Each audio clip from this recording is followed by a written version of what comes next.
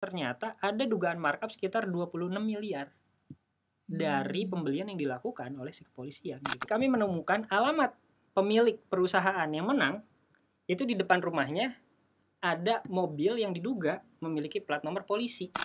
Polisi itu tiba-tiba datang ke ICW. Argumentasi mereka bilang bahwa ya kami salah karena kami typo. Ada sebuah aksi di mana polisi menggunakan peluru karet. Dia menembak ke arah kepala. Gila. Ke arah kepala salah satu demonstran, kepalanya bocor.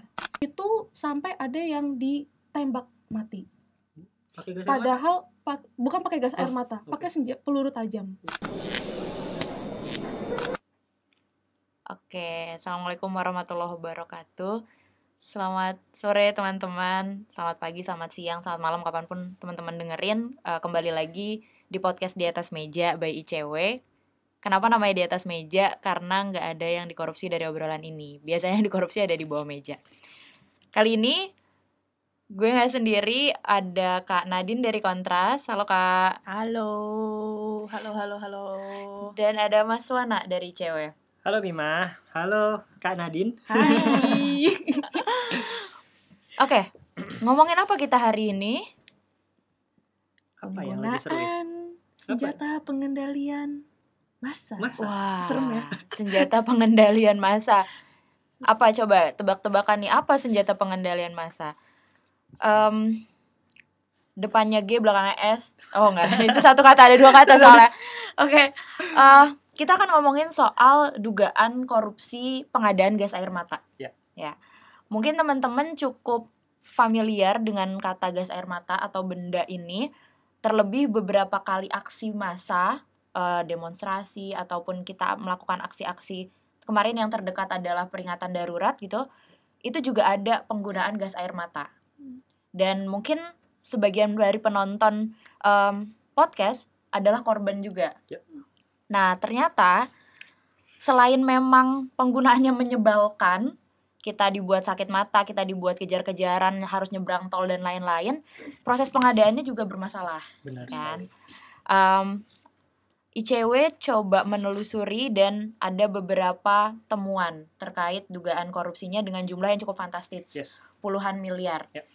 Aku nggak mau lama-lama untuk ngasih awalan, aku mau tanya ke Mas Wana, sebetulnya apa aja temuan ICW?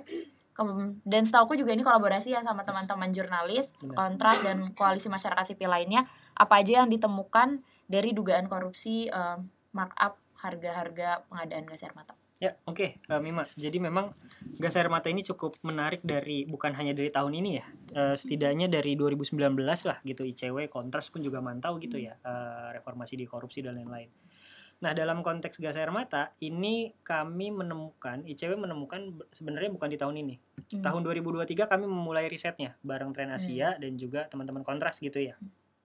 Untuk melihat apakah ada pelanggaran kecurangan terlebih dahulu gitu. Karena korupsi biasanya dia meningkat gitu ya. Jadi kita nggak bisa melihat langsung korupsinya, tapi kemudian kita melihat apakah ada pelanggaran-pelanggaran kecurangan dalam proses pengadaan misalkan gitu. 2023 ternyata banyak banget gitu temuan antara ICW, Kontras dan Tren Asia. Kami menemukan sejumlah persoalan. Kalau nggak salah ada 4 gitu. Salah satunya adalah dugaan markup gitu. Tapi kemudian riset tersebut itu perlu dikembangkan untuk membungkus dalam kerangka apakah ada tindak pidana korupsinya atau tidak. Gitu. Baru di tahun ini kami melakukan investigasi, bukan hanya ICW begitu, tapi juga teman-teman masyarakat sipil lain yang tergabung dalam Reform for Police, RFP begitu ya. Yang mana harapannya adalah ini bukan hanya persoalan terhadap warga terkena gas air mata, tapi juga ada persoalan sistemik yang terjadi di kepolisian gitu. Pertama tentang anggaran, kedua tentang kewenangan gitu, ketiga rasanya tentang pemahaman terhadap polisi dalam menangani masa aksi gitu ya. Itu kan yang juga menjadi salah satu concern juga. Kontras nanti bisa elaborasi tuh dalam konteks tersebut. Nah, tapi yang mau aku singgung adalah temuan dugaan korupsinya. Paling tidak kami menemukan 3 pelanggaran yang itu mengarah ke korupsi. Pertama, itu ada dugaan markup gitu, penggelembungan harga. Jadi, secara sederhana kita bisa melihat penggelembungan harga dari harga yang dibeli oleh kepolisian dengan harga aslinya. Harga asli ini berarti dari produsennya. Dari produsennya, Okay. begitu. Kalau mau bicara tentang siapa sih yang memproduksi gitu, Indonesia tidak ada perusahaan yang memproduksi alat yang dibutuhkan oleh kepolisian. Jadi yang memproduksi adalah perusahaan luar negeri begitu ya. Paling tidak ICW menemukan 2 perusahaan, Sabre dengan Birna. Ini nggak apa-apa lah ya, kita masukin aja namanya di sini. Kemudian yang kalau dari analisis kami itu Sabre itu sebenarnya lebih murah harganya dibandingkan dengan Birna. Oke. Tapi kemudian polisi membeli Birna. Lalu kemudian di Indonesia kami mengetahui bahwa ada perusahaan yang menjual produk Birna begitu untuk masuk ke Indonesia. Tapi dari situ kami menduga bahwa harga yang ditawarkan oleh penyedia yang menang, namanya PT TMDC begitu, itu memiliki dimensi penggelembungan harga yang cukup tinggi. Jadi polisi sebagai informasi tahun 2022-2023 mereka membeli nama paketnya adalah Pepper Projectile Launcher gitu. Jadi modelnya kayak, aku nggak terlalu paham ya tentang pistol begitu ya, pasti dia pistol begitu yang kemudian kalau ditembakkan itu akan keluar gas air mata atau juga pepper lada begitu ya. Nah di 2022-2023 polisi membeli barangnya lebih dari 3.500 unit. Itu kan besar banget ya. Banyak banget itu. Siapa gitu. yang mau mereka tembak sebetulnya? Itu 3.500 gila kan. Itu yang pertama. Yang kedua, total anggaran terhadap pembelian tersebut adalah 99 miliar totalnya ya dari 2022-2023. Dari hasil tersebut kami mengidentifikasi dan juga menganalisis berbasis anggaran, ternyata ada dugaan markup sekitar 26 miliar dari pembelian yang dilakukan oleh si kepolisian gitu. Karena asumsinya sederhana, kalau seandainya kita bicara tentang Indonesia sedang tidak ada uang begitu, ya kemudian kenapa tidak dipangkas anggaran-anggaran polisi misalkan kayak gitu ya untuk membeli senjata dan lain sebagainya. Tapi kemudian polisi itu malah memboroskan uang anggaran. Itu yang pertama. Itu temuan masyarakat sipil. Kemudian yang kedua tentang adanya upaya untuk mengarahkan ke merek tertentu. Jadi di dalam kerangka pengadaan itu kita tidak boleh secara langsung gini. Di dalam pengadaan itu ada beberapa metode ya. Salah satunya tender begitu. Nah, tender itu tidak boleh diarahkan ke merek tertentu. Kenapa? Karena nanti itu akan menghambat persaingan usaha. Kita bertiga punya barang yang sama. Tiba-tiba polisi minta saya mau produk yang dimiliki oleh Nadine, itu nggak boleh gitu. Kita berdua nggak bisa berkompetisi di dalam pasar yang sehat gitu. Intinya itu. Jadi ada dugaan mengarahkan ke merek tertentu yang mana itu Birna.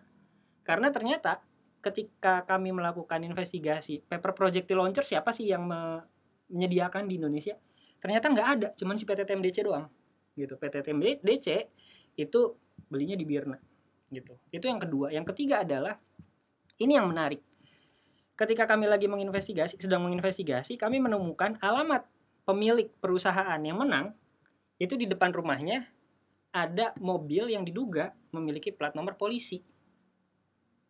Jadi ini kan menjadi pelanggaran serius. Ketika secara sederhana, secara common sense, kita menggunakan common sense, ada mobil terparkir di depan rumah begitu. Asumsinya kan dia adalah anggota gitu ya.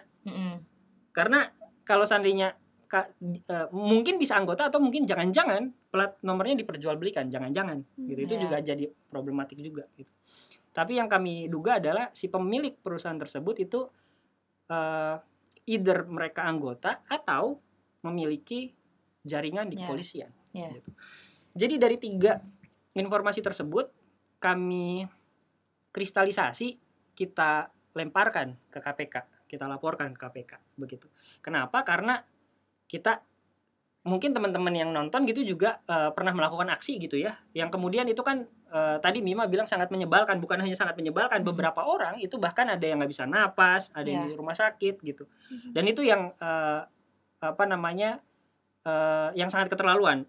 Udah menembakkan gas air matanya misalkan kadaluarsa, dibayarnya pakai uang pajak, uang kitanya juga yang kena jadi korban gitu. Itu dalam konteks korupsinya. Nah, dalam konteks HAM-nya aku nggak tahu gitu. Oke.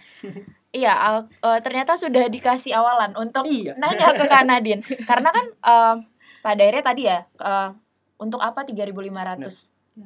Sebanyak itu siapa yang mau ditembak, dan yang kita tahu korbannya adalah publik juga, kita juga, dan itu dalam konteks tadi penanganan masa aksi. Dan rasanya Kontras bisa kasih sedikit cerita gitu ya, dalam konteks penanganan masa aksi kita sering menemukan banyak pelanggaran yang dilakukan oleh kepolisian. Salah satunya adalah menggunakan gas air mata yang secara berlebihan dan justru pada akhirnya malah mengorbankan publik gitu. Boleh diceritakan Kak Nadine gimana tuh konteksnya dan mungkin pengalaman teman-teman Kontras ketika berhadapan dengan kasus-kasus ini? Jadi sebelum masuk ke kesimpulan excessive use of force ya, penggunaan pengerahan kekuatan secara berlebih, salah satunya tadi penggunaan gas air mata, baton termasuk dan lain-lain sebagainya. Coba kita kembali ke filosofi terlebih dahulu. Filosofis filosofis banget. Gas air mata itu merupakan salah satu senjata, ke topik kita awal, yaitu crowd control weapon atau senjata pengendalian massa. Senjata pengendalian massa itu dikategorikan sebagai less lethal weapon, senjata non mematikan. Ini ada standarnya dari PBB gitu, dan bahkan PBB ini punya UN guideline on less lethal weapon in law enforcement.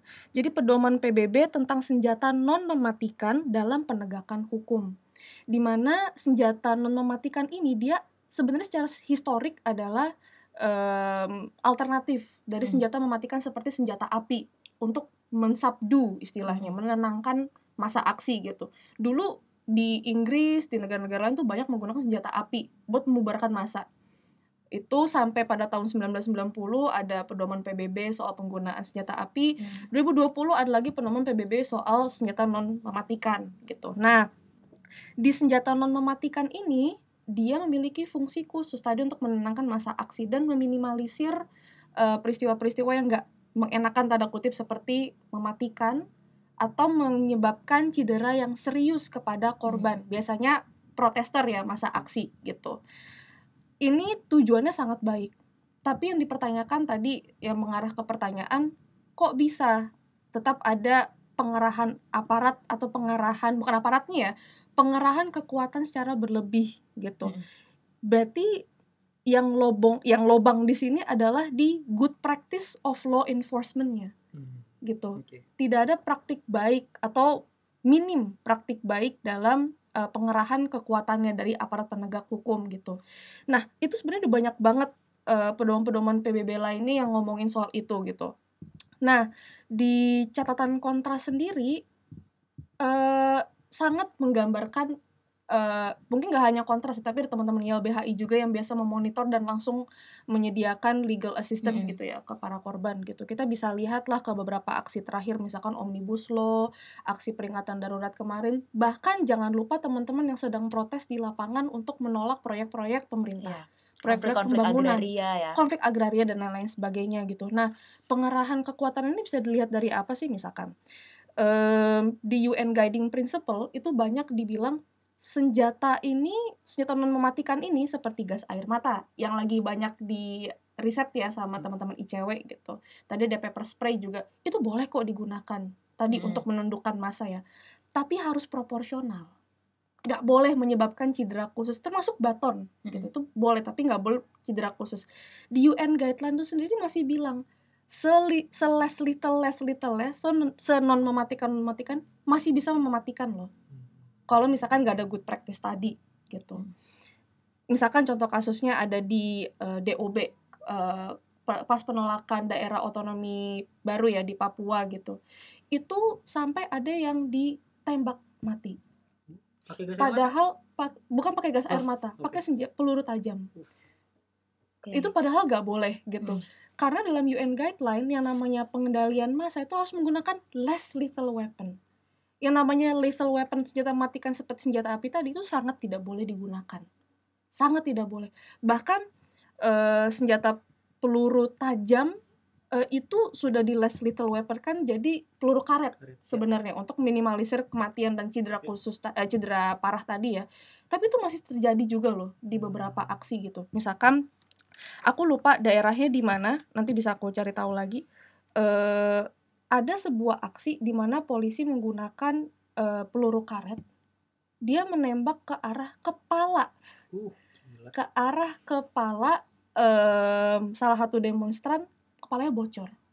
Di UN guideline itu juga boleh tadi menggunakan salah satu peluru karet gitu ya. Tapi yang boleh dikenain itu less lethal weapon itu di tangan sama bagian bawah doang. Badan, kepala itu sensitif, jadi nggak boleh gitu.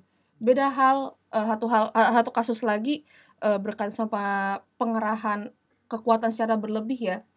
Itu sangat bisa ditinjau dari aksi peringatan darurat kemarin. Penggunaan gas air mata deh, kita ambil salah satu contoh kasusnya. Penggunaan gas air mata itu ada peraturannya, harus ada diameter tertentu ditembakkan, dan make sure orang-orang yang ditembakkan secara luas tuh ya, itu nggak menyusur ke salah satu orang, dan harus ada exit point-nya. Harus ada exit point-nya. Make sure si orang-orang ini bisa keluar gitu. Tapi itu nggak terjadi, misalkan pasti teman-teman tahu yang penembakan gas air mata ke arah mall ya, di Semarang. Mall apa tuh namanya? Paragon, Mall Paragon gitu. Itu nggak cuman mahasiswa yang mau masuk ke mall untuk evakuasi, tapi anak-anak santri, terus anak bayi, bahkan ada yang terkena gas air mata gitu. Itu. Ya. Dan itu memang jadinya bertolak belakang, karena aksi di Jakarta pun seolah-olah aparat sudah bikin barikade gitu ya, biar si masa aksi ini nggak bisa keluar ketika gas air matanya sudah ditembakkan. Betul. Aku mau menyambung soal tadi good practice. Pada akhirnya kan good practice-nya tidak terjadi gitu. Tapi ada evaluasi nggak untuk kepolisian? Dan aku rasa ini juga bisa menyambung ke respon kepolisian dan nanti pada konteks korupsinya ya. Tapi aku mau tanya dulu soal good practice-nya nih nggak ada. Terus kita sudah melakukan evaluasi kah, atau adakah pihak yang mengevaluasi kepolisian tentang good practice dalam penggunaan gas air mata? Nah, sebenarnya good practice dan evaluasi ini jadi salah satu hal yang cukup hilang gitu ya. Kalau dilihat yang cukup minim gitu. Ada misalkan kita lihat di berita-berita ada beberapa protester gitu, atau beberapa individu kena brutalitas aparat gitu. Mau melalui crowd control weapon ataupun tidak, itu ada kadang-kadang di berita gitu kita lihat sedang dipersidangkan tanda kutip gitu oleh Kapolri dan institusi kepolisian yang menjabat gitu. Tapi hal yang paling mengkhawatirkan itu, jadi ada di pasal 3 Perkapolri nomor 1 2009, salah satu prinsip penggunaan kekuatan dalam tindakan kepolisian itu ada yang namanya kewajiban umum, di mana Polri itu diberikan kewenangan untuk bertindak menurut penilaian sendiri. Jadi maupun dievaluasi sekalipun, evaluasinya apa gitu kan, tuh pakai penilaiannya sendiri. Iya, dia gitu. Mereka punya fleksibilitas untuk bikin poin-poin evaluasi itu seperti apa, mana yang mestinya dievaluasi, mana yang menurut mereka wajar aja. Gitu ya. Satu sisi memang yang namanya eskalasi keramaian ya, kericuhan di demo itu pasti akan meningkat dengan sangat cepat gitu eskalasinya, dan polisi pasti punya hanya waktu sepersekian detik untuk berpikir kapan mereka menggunakan crowd control weapon, water cannon, bukan pepper spray, gas air mata dan lain-lain, baton dan lain-lain sebagainya gitu. Tapi lagi-lagi ketika berhubungan dengan si prinsip kewajiban umum ini malah jadi tricky gitu. Dan tadi agak ngarah dikit ke pertanyaannya Kak Mima ya, soal siapa yang sepatutnya mengevaluasi gitu, atau oversight mekanismenya seharusnya dari siapa sih? Ya salah satunya pasti dari Kapolri itu sendiri, karena ada banyak sekali pasal-pasal Perkapolri yang berkaitan dengan pengerahan kekuatan yang menerapkan prinsip proporsionalitas. Kapan boleh menggunakan gas air mata, kapan boleh menggunakan crowd control weapon lainnya gitu, yang memang harus dimonitor langsung gitu oleh upper positionnya lah gitu dari Polri. Yang kedua tentu dari Kompolnas gitu, karena mereka yang menjadi salah satu badan monitor dalam kerja Polri dalam menjalankan tugasnya sehari-hari gitu. Tapi yang kita lihat sekarang itu yang masih cukup minim ya, oversight mekanismenya gitu. Itu tadi menarik soal sebenarnya kita punya regulasinya, tapi pihak yang diregulasi atau yang harusnya diatur dengan itu juga seolah punya ruang untuk melakukan pembelaan gitu kan. Nah, kalau dalam konteksnya dugaan korupsi, apakah kepolisian sudah melakukan pembelaan? Oke. Ini yang menarik. Jadi 2000, aku flashback lagi ya ke 2023. 2023 itu ketika kita meluncurkan hasil risetnya, polisi itu tiba-tiba datang ke ICW untuk mengklarifikasi. Wow. Gitu, untuk mengklarifikasi, untuk bilang bahwa ini loh datanya gitu. Jadi ada satu poin argumentasi mereka bilang bahwa ini ya kami salah karena kami typo. Jadi ada satu aspek yang kami teliti begitu. Jadi kuantitasnya di tahun 2022 berdasarkan hasil riset kami hanya 100-an sekian gitu, 187 kalau tidak salah. Tapi kemudian ketika kita rilis, kemudian mereka merespon, yang kemudian mereka bilang, oh ternyata ini typo, bukan 187, ternyata 1800 sekian gitu. Itu yang menyebalkan, karena dalam konteks gini, tata kelola itu kan sebenarnya kesalahan paling fundamental. Itu paling rendah yang itu harusnya bisa diantisipasi segera mungkin gitu. Karena kenapa? Riset awal kami riset awal kita itu menunjukkan satu harga unit senjata itu bukan sekitar 7 juta sampai 9 juta tapi 260 juta. Karena typo tadi ya gitu. Makanya mereka datang ke ICW untuk bilang bahwa ini loh data kami. Kemudian yang kami minta adalah kalian jangan buka dokumennya ke kita, tapi buka dokumennya ke publik. Karena ini bukan kepentingan ICW, ini kepentingan publik gitu.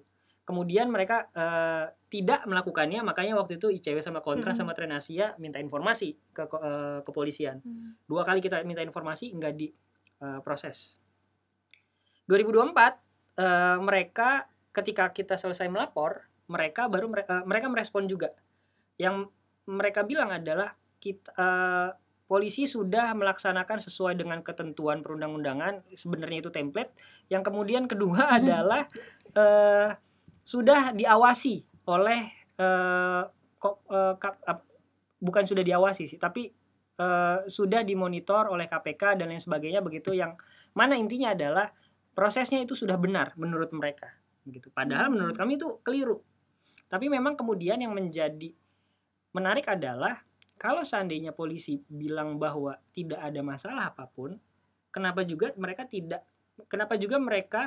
takut untuk memberikan dokumen kontrak gitu. Karena kita telah meminta dokumen kontrak di bulan September ditolak, kita keberatan di bulan Oktober atau November ditolak, akhirnya kita masuk komisi informasi ini gitu. Jadi secara garis besar polisi itu menolak apa yang disampaikan oleh masyarakat sipil.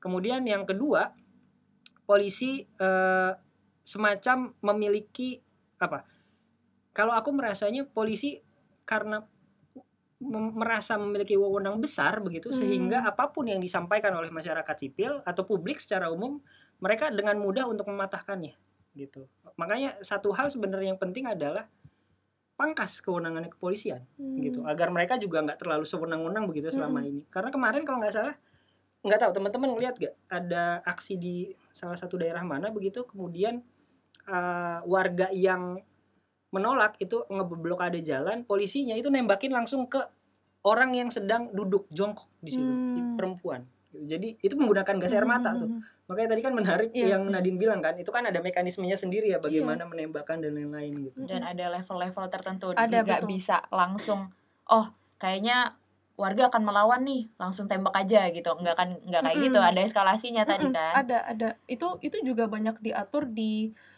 Perkapolri nomor 8 tahun 2009. Kalau misalkan Polri ketika melakukan tugas-tugasnya termasuk mengamankan massa, itu harus berdasarkan prinsip-prinsip HAM. Dan di Perkapolri nomor 1 2009 itu juga banyak ngebahas tadi yang Kak Mima bilang ya, ada level-levelnya dalam menggunakan atau mengerahkan kekuatannya. Ada 6 bahkan, 6 level. Yang menggunakan crowd control weapon itu, tear gas, pepper spray, bahkan baton dan lain sebagainya itu masih di level 5. Tapi kalau misalkan ada yang tadi ya emak-emak gitu atau ibu-ibu nggak bersalah tiba-tiba ditembakin gas air mata, itu melangkahi berapa level berarti. Dan aku baru ingat kami yang dan Mas Wana, peristiwa penembakan peluru karet itu aksi omnibus law di Jawa Barat ke seorang mahasiswa. Dia tembakan di bagian kepala dan kepalanya bocor gitu. Iya. Mereka sebetulnya melanggar peraturan mereka sendiri ya dalam praktik ini. Nah, sebenarnya aku ada satu mau follow up question ke Mas Wana. Kan kayak kok gampang banget bilang typo, tapi setelah dibenerin benar. Maksudnya jumlahnya sama. Oh iya Pak, ketika ditambahin 0 misalnya di belakang, oh jadi sesuai harganya. Gitu kah? Enggak juga gitu. Makanya ketika mereka bilang typo itu kan sebenarnya alasan mereka saja gitu ya untuk cari alasan gitu. Intinya adalah mereka sedang berkilah. Karena ketika kita coba menghitung lagi, memang berkurang dari satu unitnya 266 juta menjadi terakhir itu kami menghitung sekitar 9,7 juta gitu. Padahal kalau kita lihat di website resminya itu cuma 6 jutaan sekian. Kalau seandainya kita hitung hanya berdasarkan satuan, tentu ya elah cuma 2 juta doang begitu, enggak terlalu besar. Tapi kalau kita hitung 3.000 unit selama 2 tahun itu kan pasti akan besar gitu. Nah memang yang jadi ada beberapa pertanyaan, ini ICW bener kagak sih ngitungnya udah, karena kalau kita beli sesuatu kan tentu ada komponen harga gitu yang dimasukin gitu ya. Jadi bukan hanya pure satu unit saja begitu. Karena waktu itu aku sempat ngelihat, jadi kita kan juga berkolaborasi ya dengan teman-teman jurnalis, Narasi, kemudian Jaring baru terbit kemarin laporannya, lalu Project Multatuli sama Suara gitu ya. Di dalam komentarnya itu menarik perdebatannya. Salah satu orang yang bilang adalah, netizen bilang gini, loh kalian kok nggak menghitung komponen harga, biaya lain-lainnya gitu. Tapi biaya pengiriman misalnya biaya gitu. Pengiriman, administrasi, ongkir gitu ya. Pas kami hitung masih mahal juga gitu. Jadi enggak seberapapun kita coba untuk memberikan ruang komponen biaya itu masih mahal juga gitu. Jadi enggak perlu beralasan lagi gitu. Ya intinya tetap ada yang enggak masuk akal dari proses ini. Dan tadi Mas Wana bilang kayaknya perlu dikurangin deh wewenangnya. Sebetulnya itu juga menurutku satu kalimat yang punya alasan gitu. Tadi kalau dari keterangannya Kanadin, mereka terus melanggar apa yang mereka atur sendiri. Terusnya mereka juga suka-suka gitu ya menentukan harga, mengelola keuangan kita tuh suka-suka aja gitu dengan bilang typo. Jadi beralasan kalau kita minta mereka dikurangin aja nih wewenangnya. Toh sekalipun mereka melakukan klarifikasi itu juga nggak nyambung gitu klarifikasinya. Dan sebagai publik pasti kita juga mestinya mencoba untuk skeptis ya. Masa iya kita bayar sekian uang sekian, mungkin sekian ribu rupiah gitu potongan pajak dari kerja atau dari PPN yang dikumpulkan jadi APBN dipakai untuk nyerang kita juga. Itu kan sebetulnya mungkin kalau teman-teman udah sering ngedengar itu siklus yang menyebalkan, tapi emang itu yang harus terus kita bilang supaya semakin banyak keluarga yang sadar kalau ini ada yang salah, supaya polisi ini nggak dengan mudah untuk bilang atau membenarkan aksi-aksi mereka aja gitu kan. Nah aku mau tanya, kemudian setelah melakukan penelusuran, liputan, apa sih yang akan dilakukan teman-teman koalisi masyarakat sipil menindaklanjuti ini ya, walaupun udah ada laporan, apakah mau follow up laporannya atau mengeskalasi ke advokasi yang lebih jauh lagi, apa yang akan dilakukan? Kalau dari teman-teman yang fokusnya di isu anggaran dan tata kelola, sebenarnya lebih fokusnya mau mendorong KPK terlebih dahulu gitu. Karena KPK punya tanggung jawab yang utama dalam menangani korupsi di penegak hukum gitu. Polisi salah satunya. Tapi kemudian hal lainnya sebenarnya kalau dari sisi ICW begitu dan juga beberapa kawan-kawan masyarakat sipil, kita mau bawa isu ini juga ke internasional gitu. Karena pada akhirnya ada sejumlah aspek itu sebenarnya serupa di negara-negara lain yang kemudian kayaknya kita juga perlu bersolidaritas dan bilang bahwa polisi di Indonesia itu juga bermasalah loh gitu. Kalian pun juga perlu lihat bagaimana permasalahannya, salah satunya misalkan korupsi gitu. Nggak tahu kalau dari ya kalau misalkan dalam aspek nasional ya pasti salah satu yang dipertanyakan adalah dari Perkapolri nomor 1 2009 tuh kan banyak banget tuh idealnya tuh seperti apa pengerahan kekuatan yang polisi yang bener tuh harusnya kayak gimana sih, harus necessity gitu, emang harus dilakukan, harus proporsional dan lain-lain sebagainya gitu. Tadi ada kewajiban umum penilaian sendiri dan lain-lain sebagainya. itu yang harus kita pertanyakan gitu. Masih relevan gak sih Perkapolri nomor 1 2009 ini di saat mereka sendiri sudah melanggar apa yang udah diatur gitu. Dan korupsi soal pengadaan itu juga sebenarnya diatur loh dalam UN Guiding Principle Less Lethal Weapon. Itu juga diatur gitu. Gak boleh yang namanya ada korupsi apalagi itu menggunakan dana dari masyarakat untuk mengadakan hal tersebut gitu. Itu mungkin dalam taraf nasionalnya ya. Internasionalnya itu kita bisa kilas kembali lagi gitu. Benar kata Mas Wana tadi soal police brutality, soal pengerahan aparat, bukan hanya aparatnya, lagi-lagi senjatanya secara berlebih itu nggak terjadi di Indonesia, tapi juga di berbagai belahan negara lain, khususnya di Asia ya sekarang banyak banget gitu. Dan aku udah satu data menarik BTW. Jadi ada temuan dari aliansi global namanya Torture Free Trade Treaty. Dia itu adalah aliansi global yang saat ini banyak memonitor negara-negara di seluruh dunia perihal perdagangan senjata dan bagaimana perdagangan senjata itu bisa berpotensi untuk merawat kekerasan di negara. Ngeri banget ya. Torture Free Trade Treaty itu salah satu inisiasi yang dilakukan oleh Amnesty International. Nah, mereka ternyata punya data menarik. Ternyata di Asia itu adalah kawasan nomor 1. Jadi destinasi tanda kutip atau tujuan untuk menitipkan atau memberikan weapon tadi gitu. Maka tadi aku nggak begitu kaget ketika Mas Wana bilang sebenarnya pelurunya atau senjatanya yang itu nggak diproduksi, itu dari luar gitu. Itu benar ternyata gitu. Itu bisa mungkin kita telusuri bersama bareng-bareng sesama masyarakat sipil. Nggak hanya organisasi masyarakat sipil, tapi masyarakat sipil itu sendiri. Kenapa? Karena ketika kita lihat nih, sekarang ada banyak banget hal-hal yang membuat masyarakat tuh udah semakin cerdas gitu, berpikir ini nggak fair. Yuk kita demoin bareng-bareng sebagai hak berekspresi kita di muka umum gitu. Dan lebih dari 50% kesempatannya adalah dikenakan crowd control weapon. Ini kita pikirin bareng-bareng juga gitu. Nggak hanya melihat brutalitas aparatnya, tapi senjata yang tadi juga ternyata tersedia dari hasil korupsi. Untuk menyerang kembali kita gitu. Jadi tadi taraf nasionalnya, secara internasionalnya juga kita cukup memonitor gitu ya. Pola kekerasan di negara lain seperti apa, gimana cara kita bersolidaritas juga dengan mereka gitu. Dan ini menjadi bukan kepentingan bersama aja, tapi isu bersama dalam memberangus si kebebasan berekspresi juga gitu.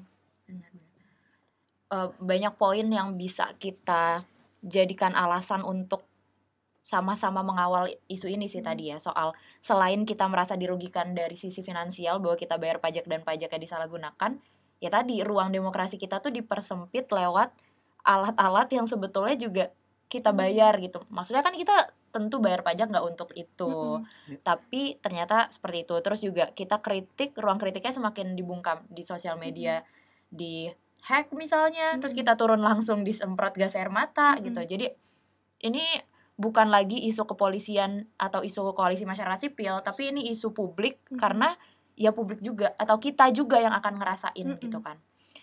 Oke. Mungkin kurang lebih ini dulu pembahasannya. Karena sebelum emosi bahaya kalau emosi. Semoga advokasinya bisa berjalan lancar pastinya.